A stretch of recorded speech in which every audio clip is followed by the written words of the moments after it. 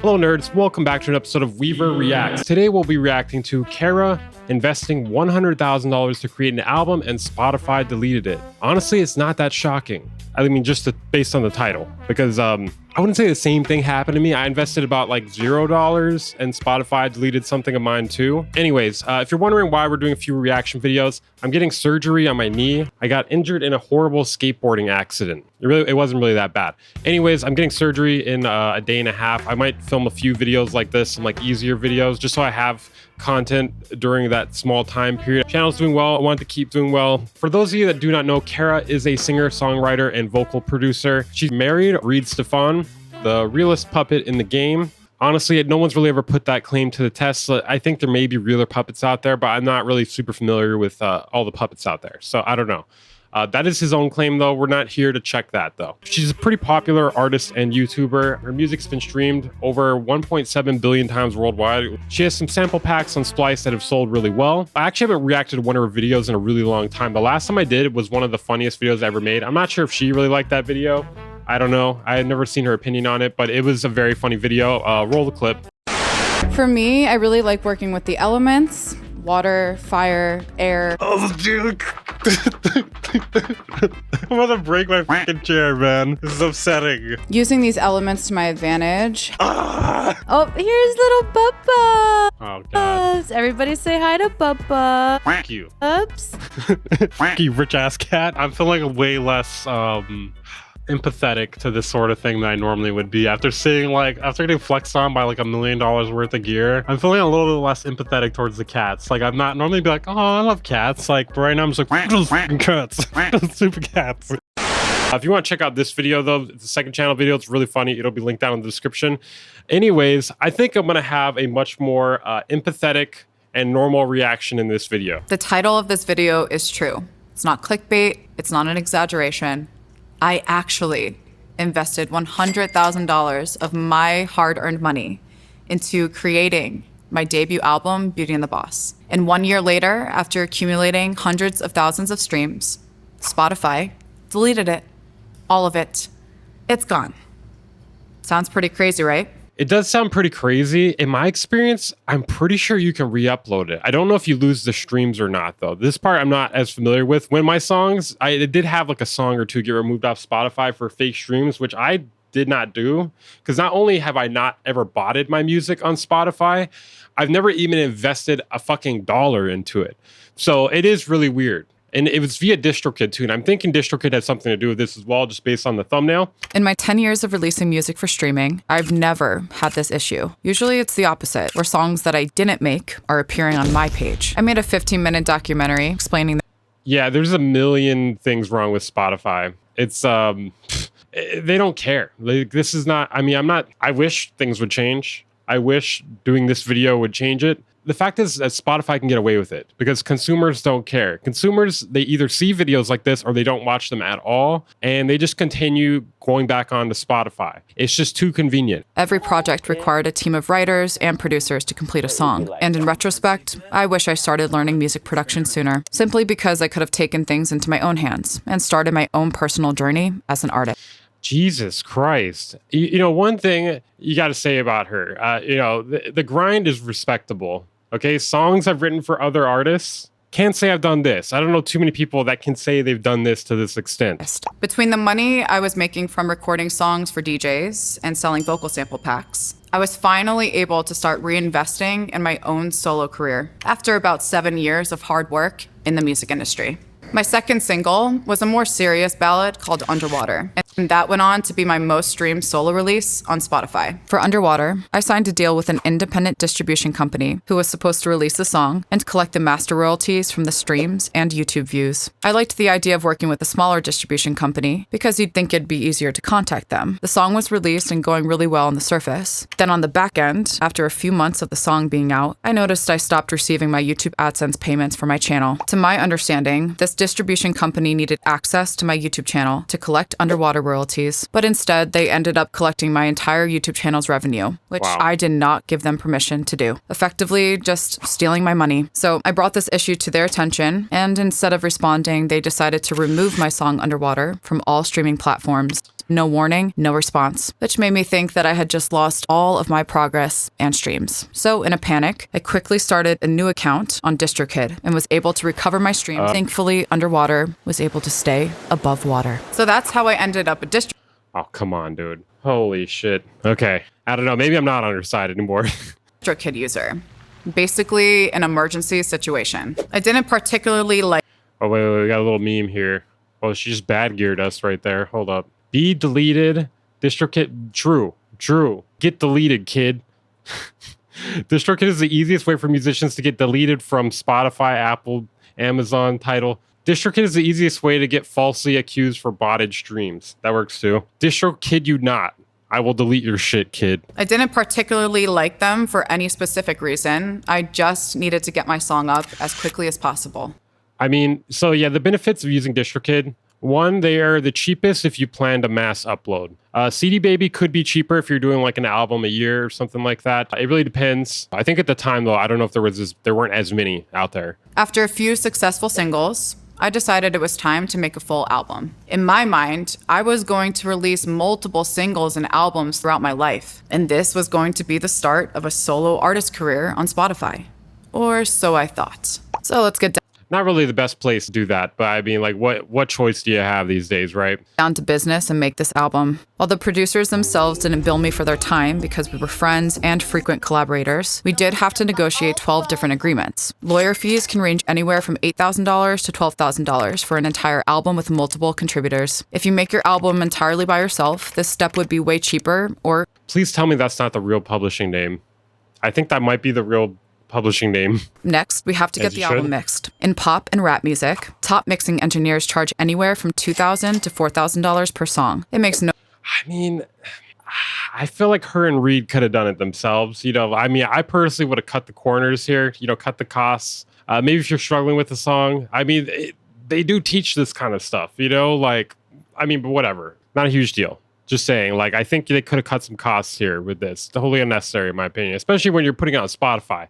If you're hoping to recoup $100,000 in your album on Spotify, I don't know, man. I don't know. You're gonna. That's a tough pill to swallow. That's a tough prescription of pills to swallow. It's not even a single pill. Next, you have mastering. Top mastering engineers charge anywhere from $300 Paying for mastering. See, this makes more sense to me. This makes more sense to me for sure. Because like you know, a mastering engineer, like if it's a good one, they know their shit, first of all. Secondly, they usually have like a very well-tuned room, expensive monitors. Like you're basically paying for something that you are probably not going to be able to do as well yourself. Like I would be surprised if most people could like be as good as like a legitimate mastering engineer. And when I'm talking like legitimate mastering engineer, I'm talking like this cost up there. $100 to $800 per song, but each song has an instrumental, an a cappella, clean version, and of course, the main version. So one song will have multiple masters that you need to pay for. Generally, the main master is the expensive one, and the alternate deliverables are a smaller fee on top. When you upload your songs to Spotify, you can either upload a cover art or a video canvas. They always encourage you to include a video canvas because videos are naturally more engaging than photos. So that leads us to the cover photo. A professional photo shoot with a photographer in an indoor studio in Los Angeles costs anywhere between $1,000 to $3,000. Jesus. And that gets you a couple hours together to take pictures and a fixed number of final edits. Plus, before you get there, you have to pay for your makeup, hair. So for me personally, hey, I'm not anywhere near this successful. Like, what is their monthly listeners? Like 1 million or something? I got like 10,000. I think the highest I've ever had is like 50,000. I've done this the complete opposite route. I have completely like almost invested nothing into my music career. And, you know, there's definitely different ways to go about it. There's definitely a ceiling to doing it the way I've done it. But I mean, you can still make or like get an affordable like cover art, for instance. I haven't done any of this like photo shoot shit. But mixing and mastering, I mean, I could do pretty good mixing myself. Mastering, it's probably okay. It's not as good as a mastering engineer, but you don't have to spend this kind of money. You know, you can still get pretty great results without spending all this money. Now, I'm not saying she's wrong for doing this. I'm just saying this is for like top of the line results, and it's gonna be difficult to recoup that. But her and Reed, they're definitely rich, so I could see why they would want to maybe do this. Like for me, it's just like, okay, like what am I going to put myself in debt in order to do this? So, you know, this is not the move for everyone, but I can understand why they went this route. And wardrobe. On an album album, you of course have the main cover photo, plus additional promo photos for your profile. Okay, I didn't want to say anything, but honesty is that's my thing. My thing is honesty. Did they edit her ass here? I think they edited her ass on the cover, because okay, this is like pocket watching, but like in a different way. Oh man, I hate that they're going to see this. They're going to see this, but you can't say I'm wrong. You can't say, there's one thing you can't say. You can't say it's that I'm wrong here. So look at the ass here, right in the middle picture. Then look over here on the cover photo. Excuse me? What I mean, maybe it's like a message or something, but bro, what the fuck? It's like you ate all the Krabby Patties. It goes straight to your thighs and then you explode. What I'm curious about is like, what is the return rate versus how much you spent? Can it even be worth it to spend this much money unless you are like a legitimate top tier mainstream artist? Not that she's not legitimate, but I'm saying like for somebody like Drake or someone, like obviously you're gonna spend the most. You're gonna do the best of the best, or Kendrick or whoever. So now I'm here thinking I got all my ducks in a row. My content is locked and loaded in the chamber, and I'm ready to fire. Not gonna lie, I didn't like that. And all we need is a release date and a distributor. This entire time, I was actively trying to find a management team, a record label, or a reputable distributor to work with me on this release. Yeah, you should not have picked DistroKid. You fucked up right there. That was mistake number one. And the first mistake you made was years and years ago. I've done a lot of videos talking about Spotify and DistroKid on my channel. And DistroKid is one of the shadiest distributors out there. TuneCore might be the only one more shady. And I mean, they've deleted my music. They deleted other people's music. They basically have a fucking playlist on their platform that they will add you to, or that's basically like malware. The DistroKid wheel of playlists, it's literally malware. You keep removing yourself from it or removing it from your Spotify, and they keep putting it back on there every like week or two. Why? I don't fucking know. I don't know what's wrong with them. Long story short, DistroKid is just one of the shadiest distributors possible. It's really surprising to me that she worked with like DistroKid. I mean, to be fair, I don't think a lot of people knew how shady DistroKid was until like the past few years. But just because like of some of the things they've done recently, like it seemed like a good deal originally before that, until you had to like deal with their customer support. I think that's when people like had to deal with their customer support, they realized like, oh, DistroKid's not as good as I thought it was. Like maybe you have to ask like to get a song removed. It's like, okay, whatever. I'm only paying $20 a year or 20, 30, 25, or whatever it is now. It's like, okay, whatever. The bad customer support, I could take that. But when you get into like the deep shit with them, you realize, oh, this is terrible. Like this is why it's $20 a year. You get what you pay for, essentially. But no one really consistently expressed interest, and it was all just delaying the project from being released. So I said, you know what? F it. I'll just slap it up on my DistroKid account and do this thing independently. Some of these edits, man, I don't know, whatever though. But yeah, DistroKid, big mistake, pal. It's run by a kid. That's your problem. That's the problem there. We set a release date for March 2024, and it was on. So the release came. I stayed up till 9 p.m., which is midnight on the East Coast. And yes, that's late for me. Refreshing my Spotify, eager to see my What was with the picture there? What was that about? Album appear on my profile. All of my hard work finally public. Except 10 out of the 12 canvases were missing. All the songs are up, but the expensive visuals I made for them just aren't there. I mean, that's the thing, dude. Like, DistroKid is ass, man. It is ass. Like, you can fill out everything correctly and something's going to go wrong. I can guarantee you. That's why it's like to invest this kind of money and then use DistroKid. Like, bro, you bought like the dopest shoes, but your foot is like deformed. Text Spotify's customer service, and it took about 1 to 2 weeks to get it resolved. So the first 2 weeks of my release, there's just no canvas, just static artwork. Kinda disappointing, considering they cost $40,000. I like how we zoomed in on the big butt one. I'm assuming that's what the cover art reference earlier was. Anyway, I was still excited, thinking, man, I finally made it. The album's out, and I'm determined to go viral. So I opened TikTok and uploaded my very first video performing my favorite song on the album, and your audio is muted for copyrighted content. Thank you. So the video is just me dancing and lip syncing to Silence, promoting my new song. I said, wait a second. What about this audio could possibly be triggering a copyright strike? Mookie, are you the bots? What if Mookie's been the bots the whole time? Are you the bots? I didn't use any splice samples. It didn't get misinterpreted with somebody else's song. And I just released it. And it was already blocked on TikTok. And TikTok's supposed to be the main way that artists funneled their fans to Spotify, right? So I searched the TikTok music library for my album, and it was nowhere to be found. I then looked at my personal TikTok audio library on my profile, and I can only find 2 songs, Money in My Mind and Playback. I thought, this is weird. DistroKid is supposed to release it. Delete, kid. Yeah, delete yourself, kid. I have not run into this issue, but I'm still not surprised. Like, DistroKid is just so terrible, dude. They're so off. Now I have to start researching and contacting customer support and hoping that there's some sort of error. Yeah. Good luck here, dude. Yeah, good luck.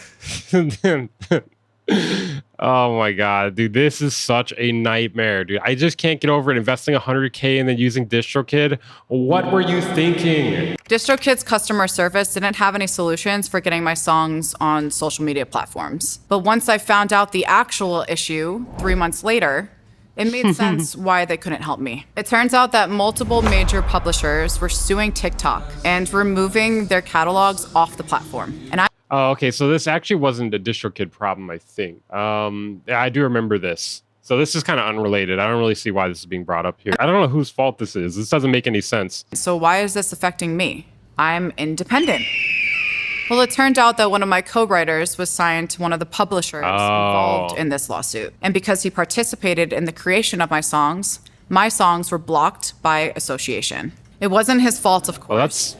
Okay, that's weird. I mean, yeah, I guess for once it's not DistroKid's fault. Apparently, this lawsuit started halfway through the album making process. It took 6 months for this publisher lawsuit to stop affecting my music. So for the first 6 months, I just couldn't post anything with my album on TikTok because the audio would always get muted or it was straight up impossible to find. Once again, if I had just made this album entirely by myself, I wouldn't have experienced this blockage. But how good would an album be if I just made it by myself? I mean, it could still be pretty good, but yeah, I get what you're saying.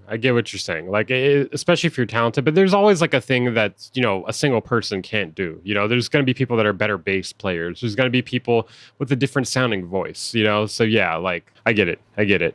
Which leaves me with Instagram and YouTube as my main album promotion platforms. YouTube ended up being slightly better, but not much. Instead of blocking my audio, they blocked my monetization. Videos that contain Well, that's not weird. I mean, you could. Well, you know what? I don't really know how it works through DistroKid because I've never tried to do the YouTube claim thing on DistroKid's end.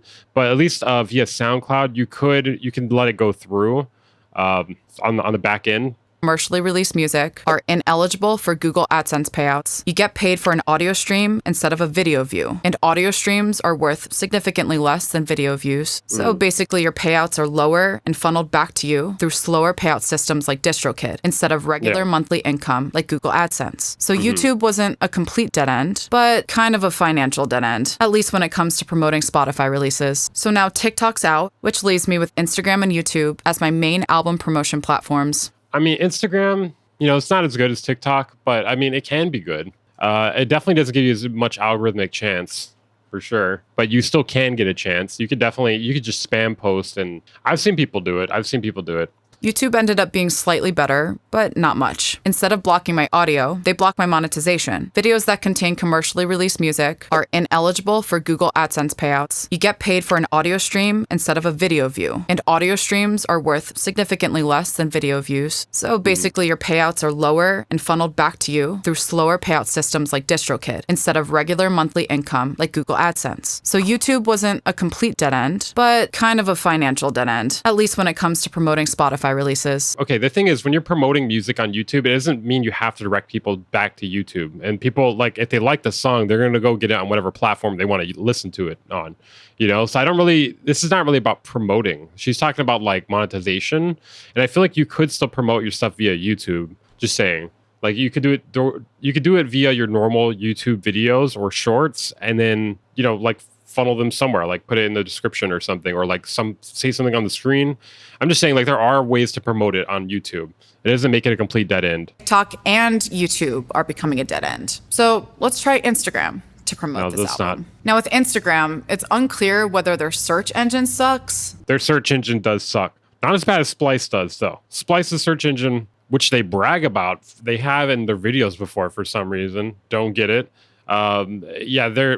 I think Instagram's might have gotten better somewhat recently, but it's been terrible for a long time. There was a point where I couldn't even find Weaver Beats on there. Even though there are some songs where a lot of people are using it, it can become hard to find the songs. It's weird. I could not find any of my songs from my album, no matter how completely or correctly I typed it into the search. Maybe Instagram was also being affected by the same lawsuit as TikTok. Who knows? If I was lucky enough to find my songs, I had to quickly save it to my saved audio, or else I literally would never find it again. I had more fans complaining that they couldn't find my music than I had fans using my songs in their content. Isn't that the whole point? For people to easily find and use your... Hold on a second here. Armpit hair? That's the thing about when chicks have armpit. Okay, I'm sorry, this is a tangent here. But like, that's the thing about chicks having armpit hair. That just distracted me in that whole clip there.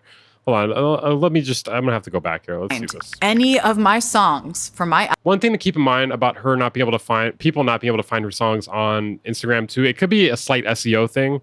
Although I think it's a little bit of both. I think it's an SEO thing with the name Kara. Because it's like not the most like unique name in the world, but it's also the fact that Instagram search engine is terrible. That's why you always, in my opinion, unless you're like super fucking famous, you need to have a name that there's no one else with that same name that can't be confused. That like for instance, my name was just Weaver, which I wish I could just do the name Weaver. There are too many motherfuckers with the idea to name themselves Weaver. So I had to throw the beats at the end. Do I even make beats at this point? Sort of, sometimes. I would say I make songs at this point, though. I do like future garage. I've been doing like future garage lately. Sometimes I'll do like electronic-ish music. So, but I'm like, what am I going to change my fucking name? No. Unclear whether their search engine sucks or the entire music library system sucks. Either way, it sucks. I could not find any of my songs from my album, no matter how completely or correctly I typed it into the search. Maybe Instagram was also being affected by the same lawsuit as TikTok. I don't think they were. Who knows? If I was lucky enough to find my songs, I had to quickly save it to my saved audio, or else I literally would never find it again. I had more fans complaining that they couldn't find my music than I had fans using my songs in their content. That's actually wild. You guys thinking about that armpit hair? It's not even a lot of armpit hair, but it's distracting. Right? For people to easily find and use your songs in their content? Well, apparently not for me. While Instagram didn't mute my audio, they were making it damn near impossible for anyone to find and use my music. So out of all 3 social media platforms, the one that's working out the best for me is YouTube. So I decided to wait for one song to become the most popular song on the album and make an official music video. Knowing that my YouTube upload wasn't going to be eligible for AdSense revenue, I decided to plan the most affordable music video possible. So instead of hiring a big crew, you honestly should have done that for this entire project, in my opinion. Like the way the way music is these days, unless you're like a top of the line megastar, you should be trying to cut costs as much as possible. I'm not saying like make it shitty, but I'm saying like you probably didn't need to spend $100K, you know? Like this was, it was, I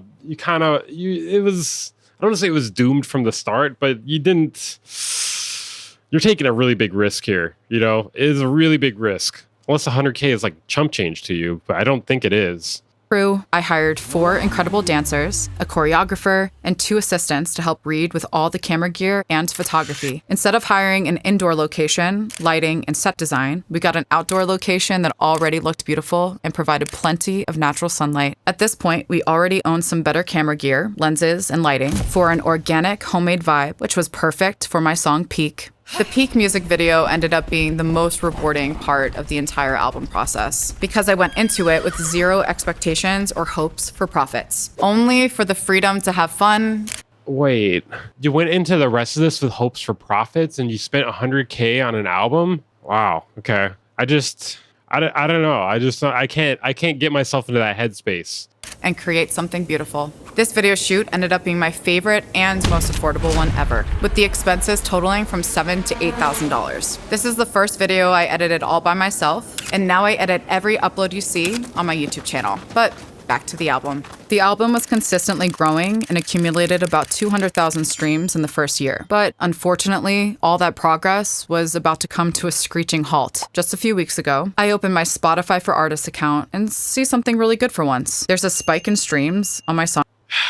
Dude, this same thing happened to me, and I wasn't even the one that fucking did it, dude. I was like, oh, wow, there's a spike in my streams on a couple songs. I was like, I don't know what's going on with that. It's been a minute since I've released some music. That's weird. I was like, oh, this seems too good to be true. They're like, these numbers are coming in like ridiculously fast. And it turns out someone was botting my fucking music. Anyone could bot your music, and then it'll just get fucking removed. Yeah, that's the way Spotify and DistroKid work. It doesn't matter who bots your song. You're the one that gets punished. There's a fucking problem here, and they're never going to fix it because it doesn't affect major labels. And, you know, it's all about major labels at the end of the day, sadly. It's not how it should be. It should be about the fucking art. It should be about integrity, you know, and people just shouldn't be able to do this.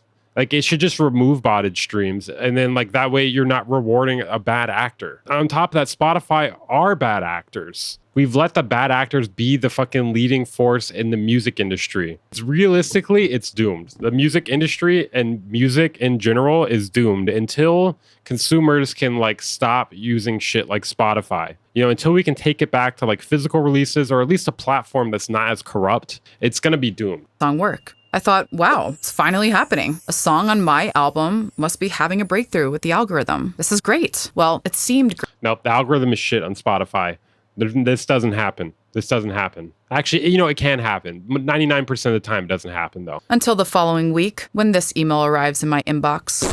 Spotify has flagged artificial streaming on your tracks. Because of that, your releases containing these tracks were removed from their platform. This doesn't...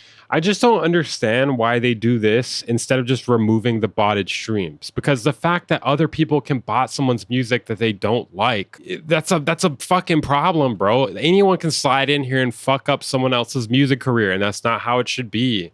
The only reason they don't care about it is because no one can, like, bot Drake streams enough to take down his music, right? If that was something that happened, then they would probably implement something in order to fix it. But for independent artists, no one cares. No one cares. The only people that care are other independent artists. Doesn't mean you did anything wrong. These things can happen on Spotify without your knowledge. They even fucking admit it right here. They're even admitting that it doesn't mean that you did anything wrong, but we're punishing you. So the song that was just starting to get all those streams was actually flagged for artificial streams, like bots or AI or one of those weird things that scammers do. I wouldn't know because I never signed up for anything like that.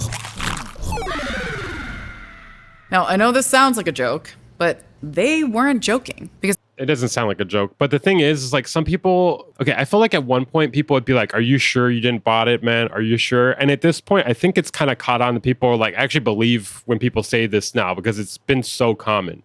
This has been way too common. People getting false flagged for artificial streams or getting fucking artificial streams by someone else that's not on their team and then getting fucking flagged and removed because of it. Because a few days later, my 12-song album became a 0-song album. So after having one of my infamous Kara crash outs on Instagram, I decided to make the permanent decision to never distribute or release a song for streaming ever again. I did not buy any artificial streams or send bots to my profile to run up my numbers, which begs the question, who did? Quite frankly, none of my haters are smart enough to launch a successful cyber attack of this magnitude. Okay, well, I wouldn't say I'm a Kara hater, but come on, let's not just like automatically discount someone as being too stupid to fucking pay for fucking botted streams. That is not very difficult, all right? What would be difficult would be to pay for botted streams or get botted streams and not get flagged. That would be difficult. Not that I know shit about this. I'm just saying, like, you could just fucking go to some shitty website. Like, you could just go search it on Google and go find it. Like, it's not hard. So I don't believe that this was done by some person who has a grudge against me. What I do know is that thousands of other artists are experiencing the same exact thing. My theory is someone made a playlist and promoted it with bots. So I've actually talked about this before on my channel. The DistroKid Wheel of Playlist thing. Basically, you can sign up for this DistroKid Wheel of Playlist thing and you spin a number on there And when whatever number you get, it puts you at whatever number that is on the playlist. The only catch is you have to follow the playlist. So if you're on this playlist, there was actually someone at some point who was grabbing songs from here and putting it in their botted playlist. I don't know why. This is a thing that has been like, I have a video about it. I will link it up here. By being on DistroKid and using this wheel of playlist, this DistroKid wheel of playlist, you were a target for being botted. And I think that's how my song got botted, you know? And it's happened to like a bunch of people. So there's like numerous ways this sort of thing can happen. Like people could just be like trying to make their shit look less suspicious and then add you to their botted playlist and they end up getting caught. Potentially got me and a number of other artists flagged. It really seems like they just want to punish the artists instead of the cornballs making botted playlists. Or maybe major labels are purposely making it really difficult to be an independent artist. There seems to be more protection for AI-generated music and fake bands than there is for real people making real music. Meanwhile, YouTube is demonetizing AI channels and discouraging low-effort content. Wow, what a difference. It's almost like these video platforms actually care. So that's how much money I invested. Do they though? Maybe they care. The thing is, Spotify is just like the lowest of the low. That's what it really is. Spotify's the lowest of the low, and then someone not being the lowest of the low, it's just like, wow, you care so much, you're amazing. And it's like they're just like, well, I mean, we just, you know, maybe there's like some legal liability. You know what I mean? That's probably like what it is for them. Spotify is just like so shitty though that by comparison, everything else seems like an angel. My album accumulated about 1,100,000. Oh my god, dude. It's painful, dude. Lost $99,000 on this. 182,611 streams. And for that amount, I was paid $1,210.86. Yeah, this is just like unsustainable, dude. Like, oh man, this is why like touring is like really important, or like finding another like income source. We just gotta do something about Spotify. Realistically, at the end of the day, man. This is not okay. This is not okay. This total includes all streaming services, so Spotify, Apple Music, and I even had 12 album sales, so shout out to those 12 people that bought my album. I appreciate you. As the label, I am responsible for paying the producers their master royalties as well. So even this small $1,200 number gets further divided between multiple people. This album had a short lifetime. It was only up on streaming services for a year and a half. But still, $1,200 for a year and a half of streaming split I'm a little surprised it didn't do better. Between multiple people. It's looking pretty bleak. But that's only the master side, so let's take a look at the publishing. As a songwriter and producer, you are supposed to sign up with a performance rights organization that collects performance royalties. I happen to be signed with BMI. Buckle up, baby, because these numbers are a doozy.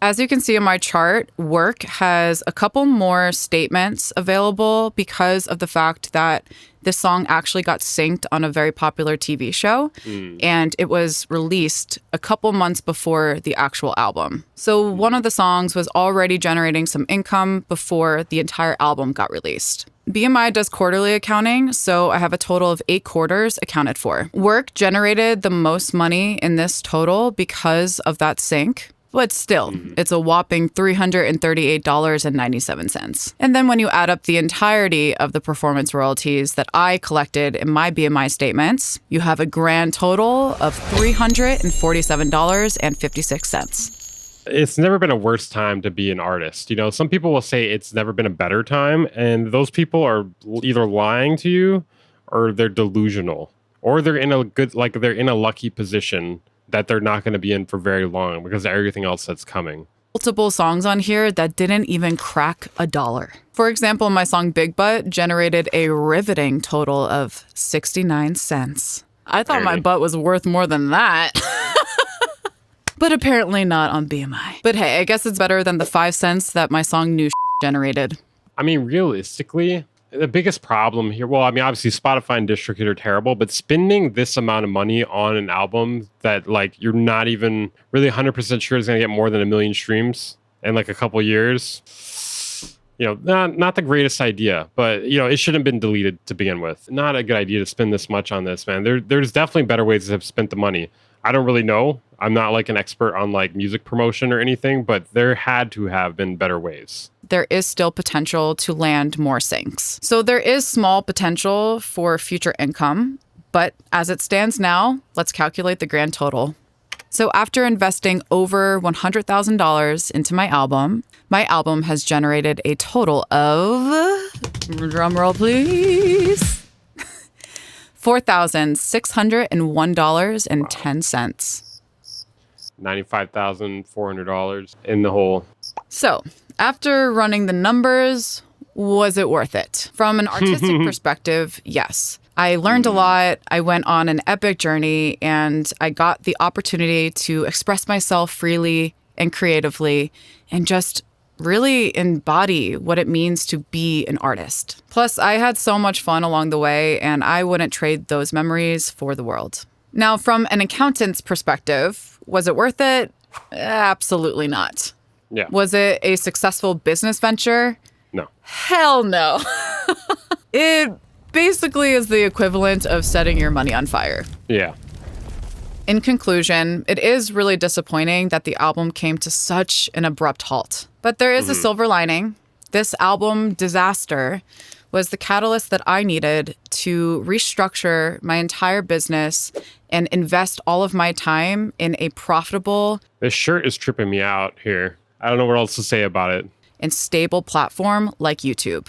This doesn't mean I'm going to stop making music or stop sharing music online. It just means that I'm no longer investing my time, energy, money, or creativity into music streaming services and distribution companies. And I'm certainly not going to send my fans and supporters to a streaming platform that doesn't support me. Yeah. People have suggested to sell my album on my website, but the album was made by multiple songwriters and producers that are signed to major publishing deals. So I would have to pay That was a little bit of a mistake on your end, I feel like. out mechanical royalties, draft all new agreements, and I would have to hire an accounting team to do all the payouts. It sounds like a great suggestion in theory, but for this project, it's just too complicated. Once again, if I had made this album by myself, that would have been a viable option. If you want to hear my music going forward, you can hear it on YouTube, where I get paid fairly and get treated fairly as a creator. Well, let's not get too ahead of ourselves here. I don't know if that's 100% true.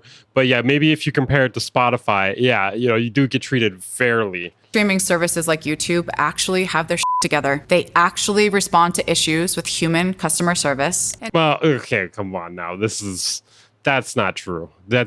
Sometimes they do. Maybe if you at them on Twitter, if you at Team YouTube on Twitter, yeah, maybe. I mean, I've seen appeals get denied like before a human can even watch it. Like, I don't know about that. But I get why she's saying that. I mean, when you're comparing it to Spotify, everything seems great. And when I post videos, I grow an audience, I make a living, I have peace of mind, and most importantly, I have full control and agency over my profile and music. I'm not telling this story to stop people from pursuing their artistry. What I am urging you to do Is fucking get the hell off DistroKid. is to seriously ask yourself, why should we support and put our music on their platform when they don't pay or treat us fairly? A lot of people believe Yeah. that there are no other options, but you're watching another option right now. So maybe if you slightly readapt your artistry on a video platform, your music will get more attention, you'll attract brand deals, I mean, in my experience, I have not gotten more attention, at least with my music on YouTube.